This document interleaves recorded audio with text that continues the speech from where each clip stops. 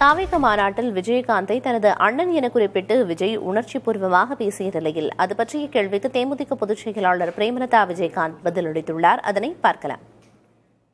நான் எப்பவுமே சொல்றேன், அவர் எங்க வீட்டு பையன் தான் சொல்லிட்டு இருக்கேன். சரிங்களா, அவர் அண்ணன்னா அவரு தம்பி, எங்களுக்கு எங்க தம்பி. அவர் கேப்டனுடைய சின்ன வயசு கேரக்டர்ல இருந்து நீங்க பாத்தீங்கன்னா பல்வேறு படங்கள்ல கேப்டனுடைய சின்ன கேரக்டர் விஜய் தான் பண்ணியிருக்காரு.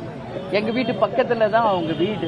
எஸ்ஏசிக்கும் கேப்டனுக்குமான உறவு 17 திரைப்படங்களே அவர் டைரக்ட் பண்ணிருக்காரு. இன்னும் நேற்று இல்லைங்க, இது இன்னைக்கு அரசியலுக்கு வந்ததுனால அண்ணன் தம்பி விஜய் அப்படின்னு வருது. அது ஆக்சுவலி அது கிடையாது. அது பல வருஷமாக கேப்டன் சினிமா துறையில் காலடி வைத்ததுல இருந்து இன்றைக்கு வரைக்கும் அந்த நட்பு அப்படியே தொடருது.